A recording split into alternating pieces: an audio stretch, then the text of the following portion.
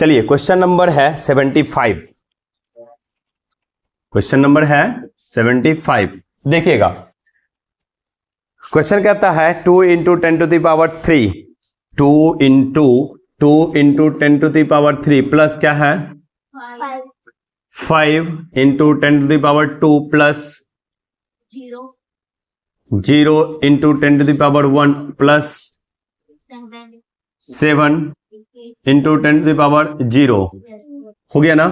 यही कह रहा है बराबर है, किसके बराबर है ये पूछ रहा है हमसे। चेक कर लेते हैं, ये क्या हो जाएगा 10 टू द पावर 3, 10 पावर क्या है 3 है, तो इसका मतलब 10 को कितना बार गुना करना है 3 बार, यानी कि 10 गुना 10 गुना 10, तो 10 गुना 10 क्या हो जाएगा 100, और 100 गुना 10 क्या हो जाएगा 1000, यानी क्या हो जाएगा 2 गुना 1000, ये क्या हो जाएगा डायरेक्ट 2000 प्लस 5 गुना 100 500 प्लस 0 10 पावर 1 10 गुना 0, किसी भी संख्या को 0 से गुना करते हैं तो क्या होता है 0, और यहाँ पे किसी पावर पे 0 रहे तो उसका वैल्यू कितना होता है 1, तो 7 को 1 से गुना कितना होगा 7।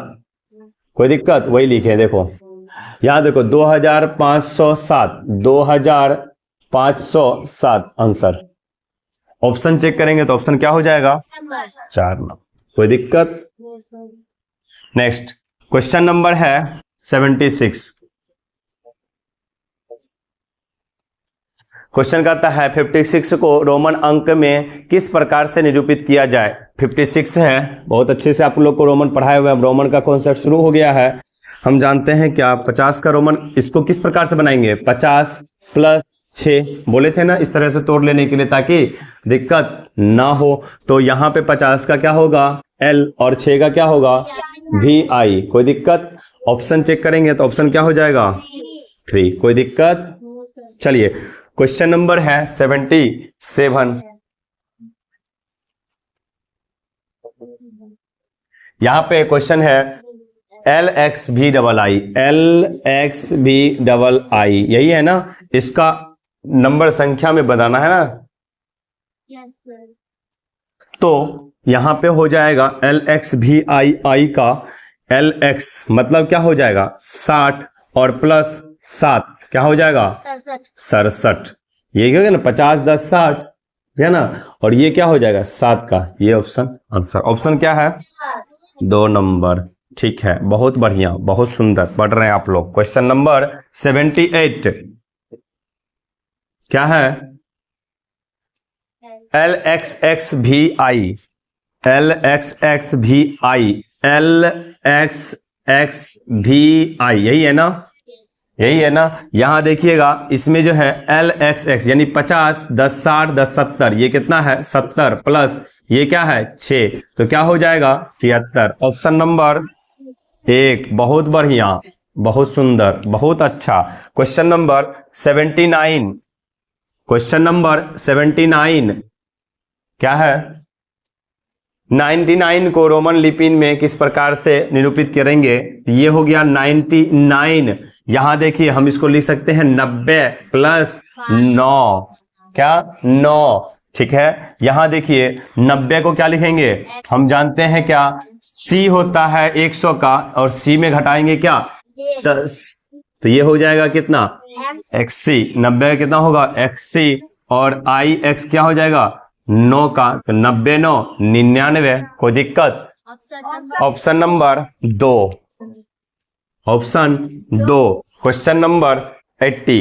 देखिए आपको रोमन जब पढ़ाए थे एक कॉन्सेप्ट 1000 तक सिखाए थे, एक और कॉन्सेप्ट देख लीजिए यहाँ पे रेकरिंग। रेकरिंग कहने का मतलब है, देखिए इधर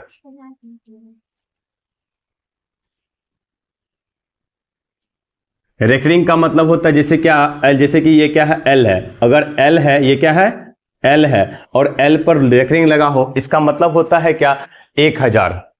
ये रेकरिंग का मतलब क्या होता है 1000। अभी आपने कॉन्सेप्ट जो कॉपी रखे हैं, थ्योरी वाला जो कॉपी रोमन में लिखाए हैं वहां पे लिख लीजिएगा रेकरिंग का मतलब क्या होता है 1000। रेकरिंग का मतलब कितना होता है 1000। इसको क्या पढ़ते हैं रेकरिंग पढ़ते हैं। क्या पढ़ते हैं रेकरिंग पढ़ते हैं। लाठी जो लिखा हुआ है ना, ये सोया हुआ लाठी, इसका नाम क्या है रेकरिंग है। क्या है रेकरिंग है, और इसका वैल्यू कितना होता है 1000। सर m का भी तो वैल्यू 1000 होता था। तो ये रेकरिंग का मतलब क्या हुआ?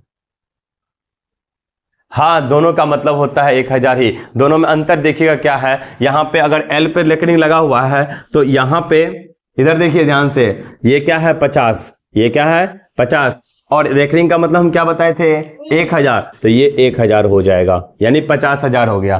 कहने का मतलब है अगर आपको 10,000 का भी बोला जाए, 1 लाख का भी बोला जाए तो आप निकाल सकते हैं यहाँ से। 10 लाख का भी बोलेंगे तो यहां से आप निकाल सकते हैं, चाहे कितना का भी रोमन बोले आप निकाल सकते हैं। समझ में आया कॉन्सेप्ट? जैसे कि देखिए यहां पे हम बोलेंगे सी, ये क्या हम लिख रहे हैं देखिएगा, सी क्या लिखे, सी का वैल्यू कितना होता है 100।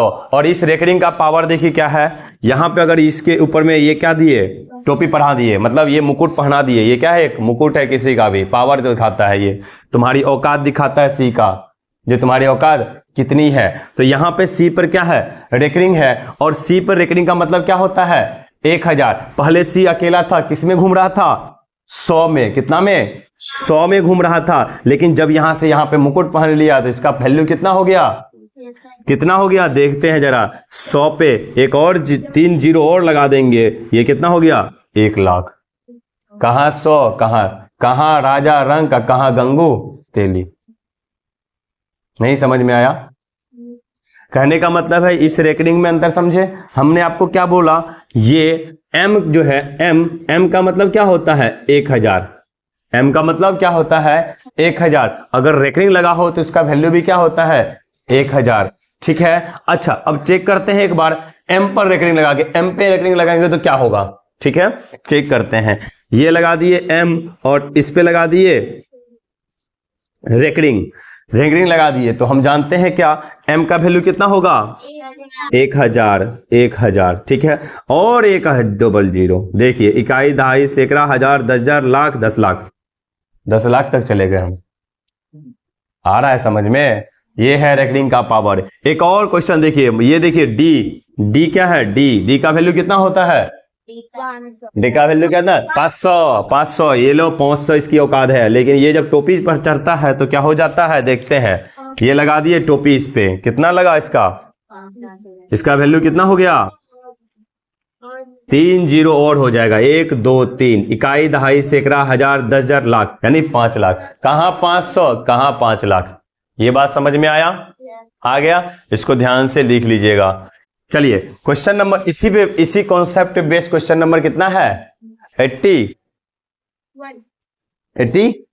है क्वेश्चन नंबर 80। यही देखते हैं, ये देखिए 80 नंबर क्वेश्चन है सी पर रेकरिंग, ये रहा सी और इस पे recurring minus L plus recurring, ठीक है। सी पर रेकरिंग का मतलब हुआ यहां पे सी यानी कि 100 हुआ ना रे, और रेकरिंग का मतलब कितना होता है 1000, यानी 3 जीरो और माइनस करेंगे एल पर रेकरिंग, एल का वैल्यू कितना 50, और 50 पे कितना जीरो 3 जीरो, यानी इकाई, दहाई, सैकड़ा, हजार, 10,000, लाख। 1 लाख में इकाई, दहाई, सैकड़ा, हजार, 10,000, यानी 1 लाख में 50,000 घटाएंगे तो आंसर कितना होगा 50,000, ठीक है। और ऑप्शन किस में दिया हुआ है 50,000, तो ऑप्शन नंबर 1।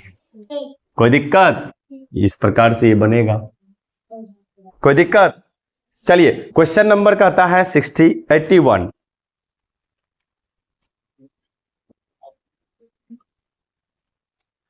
ऐसी 3 लगातार प्राकृतिक संख्याओं को बताएं जिनका योगफल और गुणनफल समान हो।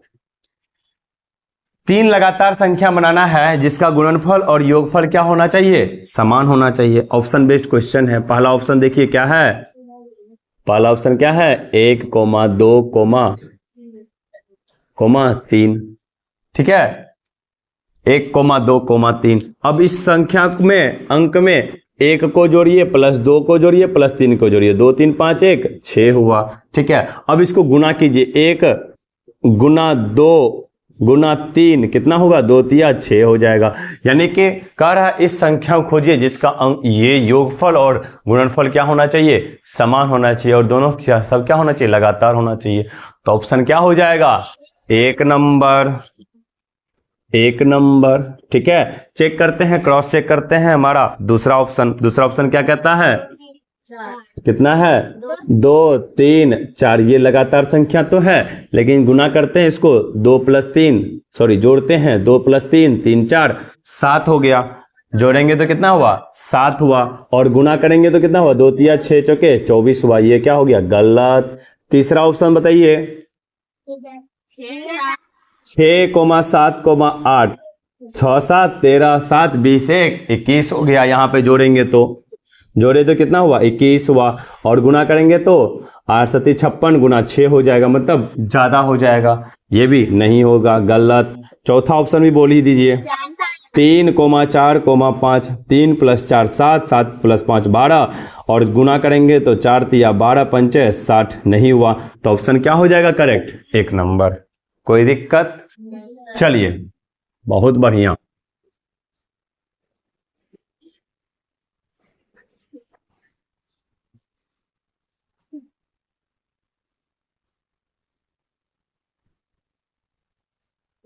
अब है क्वेश्चन नंबर कितना? 82 है, देखिएगा। क्वेश्चन कहता है 5 अंकों की सबसे बड़ी एवं 5 अंकों की सबसे छोटी संख्या का अंतर। 5 अंकों की सबसे बड़ी, 5 अंकों सबसे बड़ी संख्या क्या होगी? क्या होगी रे? 5 × 9। उसी प्रकार से 5 अंकों की सबसे छोटी संख्या क्या होगी? 1 पर 4 0। इसका क्या करना है? अंतर कर दीजिए। क्या होगा? 9 0 9 9 9 9 8। कोई दिक्कत?